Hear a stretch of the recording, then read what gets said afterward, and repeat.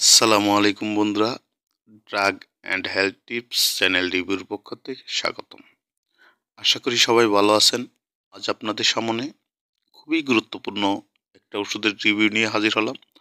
ওষুধটির নাম পাইরেজ D 100 ml syrup. পাইরেজ D dextromethorphan hydrobromide diphenhydramine hydrochloride গ্রুপের ওষুধ।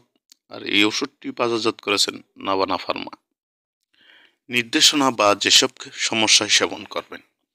যেসব রোগীদের দীর্ঘদিন ধরে শুকনো কাশি, খুসখুসে কাশি, ধূমপানজনিত কাশি, বিরক্তিকর কাশি, কাশতে কাশতে নাক, মুখ, চোখ লালচে হয়ে যায়, যাকে বলে অ্যালার্জিজনিত কাশি, কাশতে কাশতে শ্বাস নিতে কষ্ট হয়, বুকে ব্যথা হয়, রাতে শোয়ার সময় কাশি হয়, ঘুমের বিঘ্ন ঘটায় ও বুকের জমাট বাঁধা কফ বের করতে সাহায্য করে এবং দ্রুত কাশি বন্ধ করে আরামদায়ক ঘুমের সহায়ক হিসেবে কাজ করে। মাত্রা ও সেবন বিধি। পাইরেজ ডি সিরাপটি কিভাবে সেবন করবেন? এই সিরাপটি 12 বছর থেকে প্রাপ্ত বয়স্কদের ক্ষেত্রে 2 চামচ করে দিনে 3-4 বার সেবন করা যেতে পারে।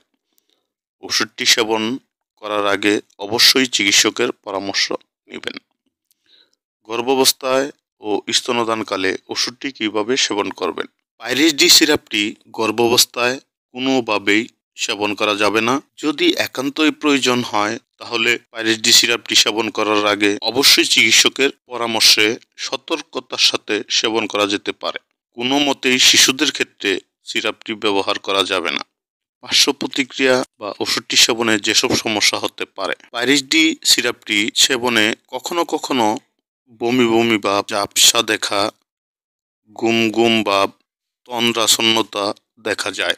সেক্ষেত্রে ওষুধের মাত্রা কমালে বা ওষুধ সেবন বন্ধ করলে সকল পার্শ্ব প্রতিক্রিয়া বন্ধ হয়ে যাবে। সমস্যা বেশি হলে অবশ্যই চিকিৎসকের সাথে যোগাযোগ করুন। সতর্কতা বা সাবধানতা। 12 বছরের নিচে শিশুদের কোনো মতেই পাইরেজ ডি সিরাপটি খাওয়ানো যাবে না।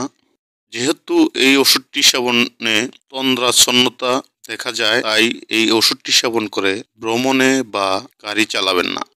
এই ওষুধটি অবশ্যই ছোট বাচ্চাদের নাগালের বাইরে রাখুন। এখন জানাবো এই সিরাপটির দাম। এই সিরাপটি 100 ml কাচের বোতলের দাম মাত্র 80 টাকা।